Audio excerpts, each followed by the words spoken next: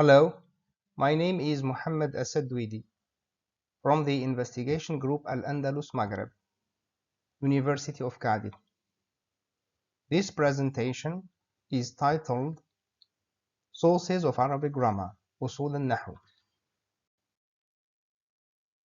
Arabic grammar, al-Nahw, so referred to as the science of Arabic, Ilm al-Arabiyya, is recognized as one of the earliest fields of study in the Arabic language, following lexicography whose foundational principles were laid out by Al-Khalil bin Ahmed al-Farahidi in his work Kitab al-Ain during the 8th century AD.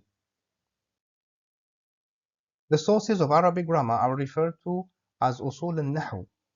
Al-Suyuti explained, "The sources of a grammar constitute a science that investigates the general principles of grammar, focusing on their evidence, how they are derived, and the qualifications required of those who study these principles." The significance of the science of the sources of grammar lies in its role as the foundation of the entire field of grammar.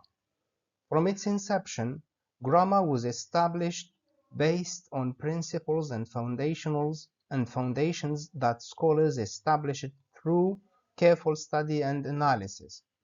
A scholar who understands the sources of grammar as represented by its detailed evidence will necessarily also be knowledgeable about the scientific grammatical ruling.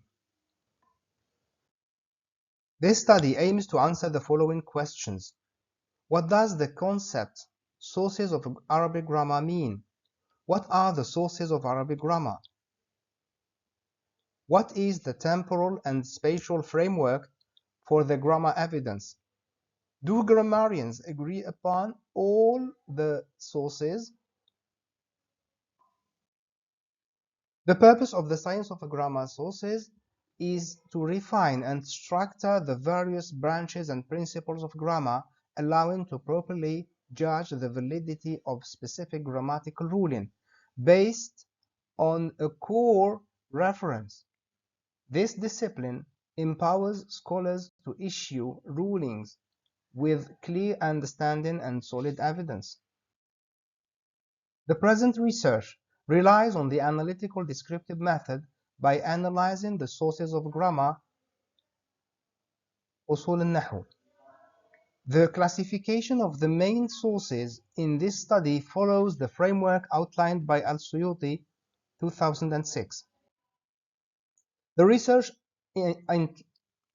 enlightens the importance of the contributions of the early scholars and praises the continuous effort and diligent work they put in to establish the evidence and sources of Arabic grammar. The science of sources of grammar is the true image of grammatical logic among Arab scholars. It is their sound methodology in deducing evidence from the reliable Arabic discourse. It seeks to appreciate the efforts of the early scholars and to glorify the persistent efforts and strenuous work they put forth in order to achieve the evidence of grammar and its principles. In conclusion, the early grammarians relied on an independent science that was later known as the science of the sources of grammar, Usul al Nahw.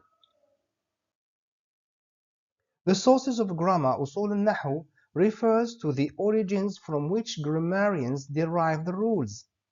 Grammatical evidence consists of the authentic examples that validate these rules. According to Al-Suyuti 2006, the universally accepted sources of grammar are four. First, records, then consensus, 3, reasoning by analogy, and 4, the presumption of continuity. The record. Al-Ambari called it al-naql, transference, and defined it as the eloquent Arabic speech that has been correctly transmitted by a vast number of people, not only by a few of them. As for Al-Suyuti, 2006, he called it as-sama'. He gave the following definition. As-sama' audition is the speech that comes from those whose eloquence is confirmed. It includes the words of God Almighty, which are the Quran, and the words of His Prophet Muhammad, may God bless him and grant him peace, and the words of the Arabs before the Prophet's mission, in his time and after it, to a time when tongues deviated due to the large number of mixed origin people. It includes prose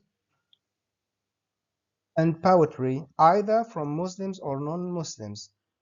These are three sources, each of them must be proved.